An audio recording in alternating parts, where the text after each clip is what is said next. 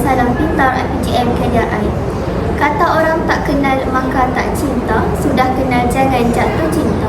Saya Afika Hani selaku moderator forum pada hari ini ingin memperkenalkan panel kita. Panel pertama, Saudari Farah Natasha. Panel kedua, Saudari Alia Murshidah. Forum kita pada hari ini berkisarkan ataupun ingin membincangkan berkenaan teori-teori pemerolehan bahasa. Kita teruskan dengan panel pertama, Saudari Farah Natasha untuk memberikan wejangannya berkaitan teori behaviorisme. Silakan. Terima kasih Saudari Moderator. Hari ini saya akan memberikan pujahan saya tentang teori behaviorisme. Baiklah, teori behaviorisme ini mempunyai dua asas, iaitu teori pelaziman klasik yang dipelopor oleh Pavlov dan teori pelaziman operan yang dipelopor oleh Skinner. Okey, di dalam dari pendapat Pavlov menyatakan bahawa melalui uji kajinya merumuskan bahawa sesuatu organisma itu akan melakukan gerak balas berdasarkan rangsangan yang lazim. Manakala menurut Skinner menganggap kanak-kanak memperolehi bahasa melalui proses pelaziman gerak proses pelaziman operan, iaitu melalui suatu rangsangan berdasarkan ganjaran dan peneguhan. Okey, jadi baiklah, peneguhan ni terdiri daripada terbahagi pada dua, iaitu peneguhan positif dan peneguhan negatif. Peneguhan positif ni seperti jika seorang cikgu tu nak menegur anak mudanya, dia menegur secara baik. Manakala peneguhan negatif tu seperti mendenda anak-anak mudanya jika anak-anak murid dia membuat kesalahan. Okey. Jadi di dalam teori ini telah membuat satu uji kaji dengan menggunakan anjing dan loceng. Jadi di dalam kajian ini di dalam uji kaji ini, bila makanan diletakkan di depan anjing, jadi loceng akan dibunyikan. Jadi apabila proses ini berlaku secara berterusan, ia telah memberikan pelaziman kepada anjing tersebut. Jadi apabila berbunyi sahaja loceng, maka anjing itu mengetahui bahawa makanannya sudah ada. Jadi apa yang dapat saya kaitkan teori behaviorisme ini dengan bahasa ialah bahasa yang diperolehi apabila perlakuan bahasa itu dilihat dan didengar berulang kali dan ditiru sehingga menjadi sesuatu yang lazim. Jadi sebagai contoh, bila kanak-kanak itu sentiasa mendengar perkataan-perkataan yang dikeluarkan terutama daripada ibu bapa mereka, mereka akan secara tidak langsung akan mengikuti ibu bapa mereka. Jadi teori ini juga merupakan satu proses mekanis yang membentuk kebiasaan. Jadi itu sahaja uraian saya bagi teori ini. Terima kasih Saudari Farah Natasha. Seingat saya, teori behaviorisme memberi penekanan terhadap rangsangan membentuk ganjaran ataupun dendaan. Betul Saudari? Oleh itu, saya merasakan bahawa terdapat banyak lagi rangsangan-rangsangan lain seperti latihan dan sebagainya. Mungkin itu akan dibincangkan oleh saudari seterusnya, iaitu Saudari Alia Murshidah tentang teori kognitif. Terima kasih Saudari Moderator. Jadi teori kognitif adalah teori ketiga antara beberapa teori pemrolehan bahasa yang terkenal. Antara pelapor untuk teori ini ialah Noam Chomsky, Piaget dan Lakoff. Chomsky dan rakan-rakan berpendapat bahawa pemerolehan bahasa bukan sahaja dari yang dibuat dan dilihat berdasarkan apa yang teori behaviorism katakan, tetapi setiap manusia mempunyai kemampuan memperolehi bahasa ataupun sistem komunikasi yang tersendiri.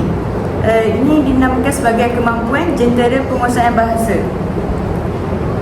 Lagi satu, teori ini menyebabkan satu kisah di India dan pernah juga dikeluarkan dalam berita. Seorang kanak-kanak dijumpai tidak boleh berbahasa, tidak boleh bercakap kerana kanak-kanak tu dijaga oleh haiwan. Ini menunjukkan bahawa kanak-kanak tu tak ada pendedahan. Dia ada pendedahan tentang bahasa. Kognitif ni dia lebih kepada proses mental untuk belajar bahasa, dan dia melibatkan proses berfikir mengikut peringkat-peringkat tertentu. Peringkat ni dia akan terjadi secara biologis, iaitu bila sudah sampai tahapnya, mereka sendiri akan tertarik untuk dengar bunyi bahasa yang mereka dengar, untuk mereka kaji lagi. Kalau bunyi ni dia akan jadi apa, kalau dah lepas ni dia akan seterusnya jadi macam mana pula. Dia akan timbul sendiri rasa minat tu untuk mengetahui lebih lagi. Lagi satu, teori kognitif ni disebabkan dia perlukan ada pendedahan. Pendedahan tu lah akan menimbulkan pengetahuan bagi setiap kanak-kanak. Pengetahuan mereka tu akan membantu mereka untuk memahami dengan lebih dalam, iaitu oleh itu otak mereka akan berfungsi dan secara semula jadi akan menjadi akan meningkatkan lagi kebolehan alat artikulator mereka untuk bercakap. Seterusnya, sebabkan saya cakap tadi pada awal tu pendedahan tu dia akan melibatkan otak untuk menyerap segala maklumat, data dan juga berdasarkan pengaruh mereka di sekelilingnya. Seterusnya, teori kognitif ni dia ada 4 peringkat, iaitu yang pertama, peringkat pertama dirian motor, iaitu pada usia 0 hingga 2 tahun. Mereka lebih cenderung untuk hanya mendengar dan merakam segala bunyi-bunyinya. Sebagai contoh, kita waktu kecil kita akan dengar suara mak, suara ayah. Sebab tu ada tengah bayi ni dia akan refleks bila dia dengar bunyi suara ayah dia datang ataupun bunyi mak dia, macam tu. Pada usia 2 hingga 7 tahun pula, mereka dah belajar untuk sebut kataan tu, tapi kita tak faham. Sebagai contoh, kita nak sebut nama ayah tapi kita panggil Yah, tak apa, kita panggil Abah. Kadang-kadang tu lebih suka panggil Babah ke, ataupun sebut ujung-ujung saja, itu Bah. Itu dikira sebagai peringkat praoperasi. Pada peringkat ketiga pula, usia 7 hingga 12 tahun, mereka akan mula belajar secara formal, iaitu mereka pergi ke sekolah. Waktu darjah 1 belajar ABC, darjah 2 perkataan dan seterusnya. Pada peringkat 12 hinggalah sekarang, kita sendiri dah tahu cara untuk membina ayat secara lisan ataupun menulis. Itu adalah olahan formal. Jadi itu sahaja dulu saya. Terima kasih saudari Alia Murshidah. Kita telah dengar pecahan daripada saudari-saudari panel. Namun saya ingin bertanya kepada panel pertama berkenaan kelebihan ataupun kelemahan yang terdapat dalam teori behaviorisme. Baiklah. Jadi saya akan berikan kedua-duanya sekali, kelebihan dan kekurangan teori saya sendiri. Okey, baiklah. Kelebihan teori saya yang pertama ialah teori ini sangat sesuai untuk melatih kanak-kanak yang masih memerlukan bantuan daripada orang dewasa di sekeliling mereka. Sebagai contoh, ibu bapa mereka. Okey, jadi dalam situasi ini, kanak-kanak tadi ibu bapa dan guru tadi juga. Okay, jadi saya akan berikan contoh. Jadi kanak-kanak tadika memerlukan bimbingan dan perhatian yang khusus daripada guru-guru mereka. Hal ini kerana mereka mudah mengikuti kelakuan guru-guru mereka, kerana mereka mudah mengikuti apa yang diajar oleh mereka. Dan selain itu, kanak-kanak ini juga suka meniru kelakuan orang dewasa. Selain itu, kanak-kanak juga sangat suka dengan bentuk-bentuk perhargaan yang diberi seperti pujian dan penghargaan, seperti yang telah saya bagi tahu sebentar tadi, yang teori ini mementingkan ganjaran dan peneguhan. Jadi hal ini secara tidak langsung dapat mendidik semangat kanak-kanak untuk terus belajar. Jadi ia akan memberikan impak positif dalam pembelajaran kerana guru tidak perlu mengambil masa yang lama untuk memberikan penerangan kerana mereka akan lebih cepat dapat apa yang mereka ajar atau lebih cepat faham kerana mereka dengar dan ikut apa yang guru mereka lakukan. Jadi kelebihan saya yang seterusnya ialah teori ini menekankan kemahiran lisan berbanding kemahiran membaca dan menulis. Jadi melalui aspek kemahiran yang ditekankan ini dapat memberikan kelebihan kepada murid-murid kerana kemahiran ini secara dasarnya ialah mendengar dan bertutur. Jadi mendengar dan bertutur ini sangat penting untuk kehidupan seharian kanak-kanak ini, kanak-kanak kerana ia menggunakannya selalu selain daripada membaca dan menulis. Okey, jadi seterusnya saya akan beralih kepada kelemahan teori saya sendiri, iaitu teori behaviorisme. Jadi kelemahan yang yang pertama yang saya dapati ialah proses pembelajaran bagi teori ini tidak kondusif bagi murid-murid kerana pembelajaran yang berlaku dalam teori ini hanyalah sehala di mana ianya berpusat kepada guru sahaja. Hal ini kerana guru banyak mengajar dan melatih murid, manakala murid hanya mendengar dan menerima apa yang gurunya mengajar tanpa memberi sebarang tindak balas ataupun maklum balas. Sebagai contoh, saya ajar Alia huruf A. Alia pun ikut je A. Jadi tak ada tindak balas yang seterusnya berlaku. Jadi tahu huruf tu je. Seterusnya ialah penggunaan hukuman merupakan salah satu cara guru mendisiplinkan murid dan tapi dia juga akan mendatangkan akibat buruk kepada murid. Hal ini kerana sistem pembelajaran tersebut lebih tertumpu kepada rangsangan dan gerak balas yang ditunjukkan. Sekiranya tiada rangsangan, maka tiada tindak balas yang dilakukan. Jadi di sini kalau kita tak buat apa-apa dalam teori ini, berdasarkan teori ini, jadi murid-murid tu tak akan melakukan apa yang kita minta. Seperti sebagai contoh, kita memintanya untuk menjawab soalan yang kita tanyakan. Tapi jika kita tak berikan ganjaran atau hukuman, murid-murid ni tak akan jawab soalan kita. Jadi pembelajaran itu ialah secara pasif sahaja. Jadi murid-murid jadi pasif. Lepas itu sebagai contoh yang lain, jika guru akan memberikan rangsangan seperti hadiah dan memberikan mereka rangsangan, jadi baru mereka akan memberikan jawapan yang dikehendaki oleh guru seperti yang saya terangkan sebentar tadi. Jadi itu sahaja huraian saya mengenai huraian dan kelemahan teori behaviorisme ini. Terima kasih Saudari. Seterusnya saya ingin mendengar juga pendapat daripada Saudari Alia Murshidah berkenaan dengan teori yang dipilih beliau. Kita semua tahu bahawa setiap teori yang dikeluarkan pasti ada kelemahan dan kelebihan. Jadi setiap kelebihan dan kelemahan tu bukanlah untuk dibangga-bangga, dan kelemahan tu juga bukanlah untuk kita tak terima kelemahan tu. Kita menerima bahawa kita semua ada kekurangan. Jadi setelah dikaji, kelebihan yang saya dapat dalam teori kognitif ni antaranya ialah dapat mengajar kemahiran bahasa dengan lebih baik. Seperti kemahiran bahasa kita ada ialah membaca dan menulis. Seperti kita tahu, kemahiran bahasa ni kita mengajar mengikut peringkat-peringkat tertentu.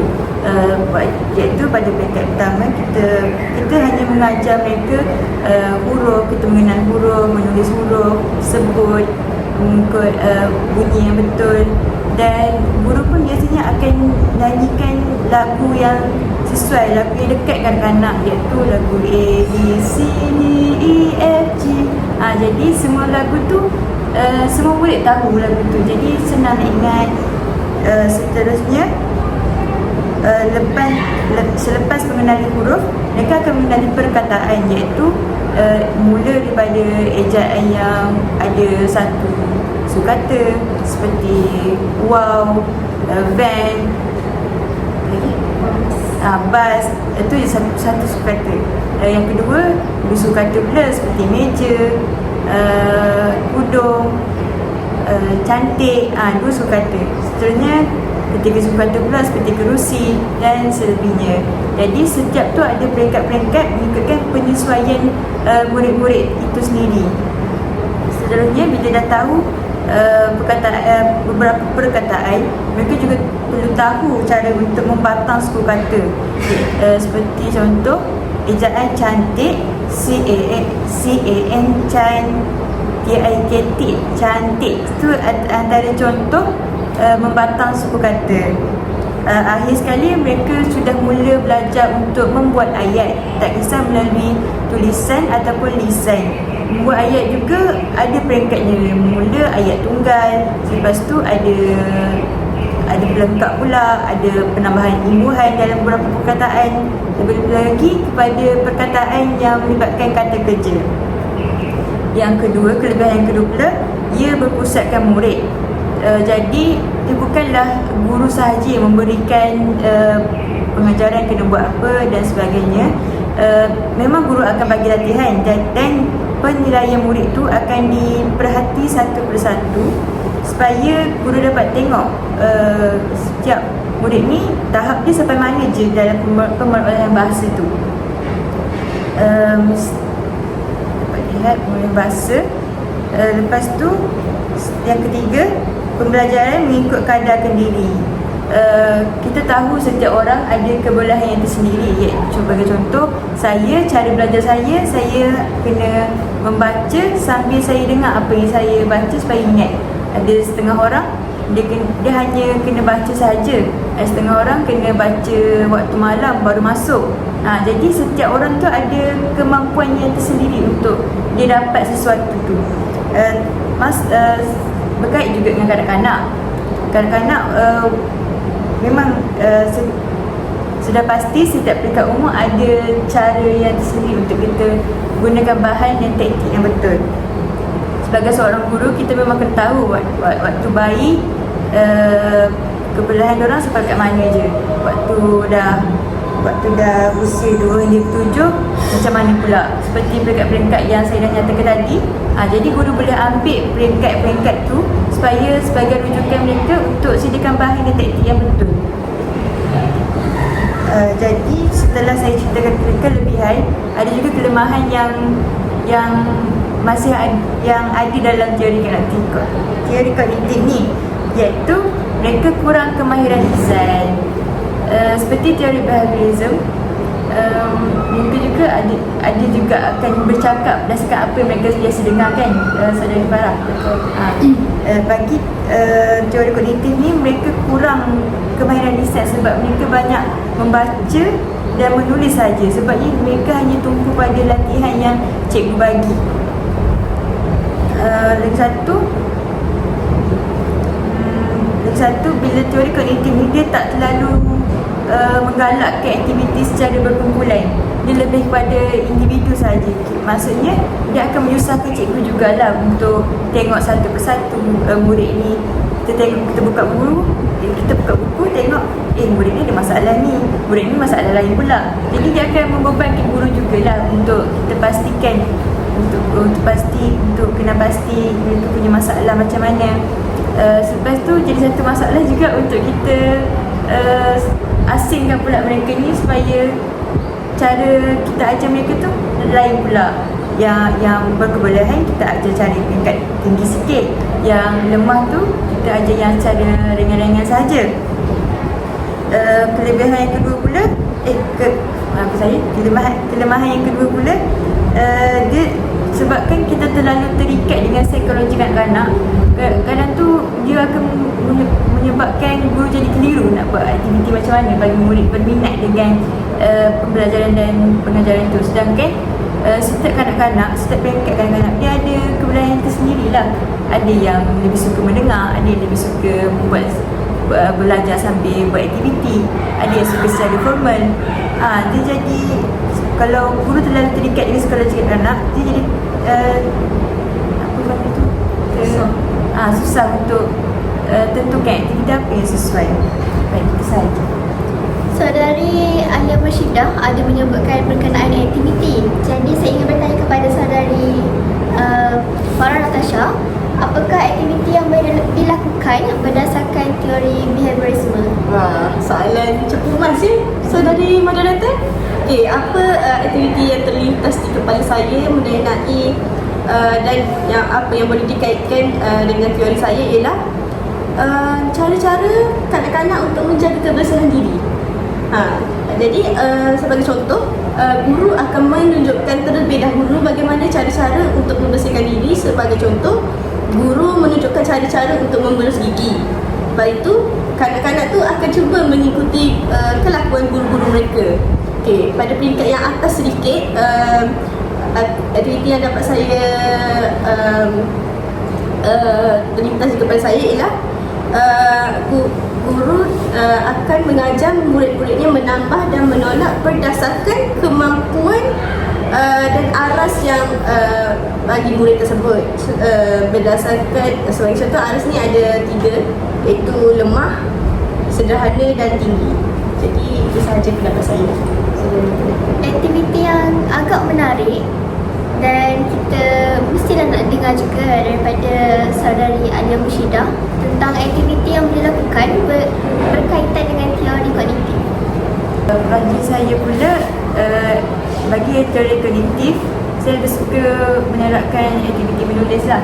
Seperti kita tahu, menulis dia ada peringkat pra-menulis, mekanis dan mentalis. Pada peringkat pra-menulis tu, mereka perlu kuatkan otot tangan, seperti bila mereka main tanah liat, mereka perah spai, ataupun mereka pegang pensel dengan betul, dan cara duduk pun mempengaruhi tulisan dan juga cara kita pegang pensel tu. Jadi bila otot tangan dah kuat, cikgu akan beralih kepada peringkat seterusnya, iaitu peringkat mekanis. Pada peringkat mekanis, mereka mula mengenal huruf, mengenal simbol huruf, dan juga mereka akan mengetahui cara untuk menulis dengan betul. Sebagai contoh, huruf E, kita mula daripada sini, naik ke atas dan ke bawah, dan nak buat garis tepat ada daripada kiri ke kanan. Dia bukanlah bukan contohnya huruf B, dia betul daripada atas ke bawah, lepas tu sambung pada atas ke bawah macam ni. Tapi ada juga setengah budak yang akan buat huruf B yang dia punya lengkung tu dulu, baru punya batang. Itu merupakan satu masalah lah yang berlaku pada kalangan kanak-kanak yang tak berapa nak kuasai menulis dengan betul. Bila dah tahu huruf, dia juga akan cuba menulis perkataan dan mengeja dengan betul. Bila dah mengeja dengan betul, barulah pergi ke peringkat mentalis. Pada peringkat mentalis, mereka akan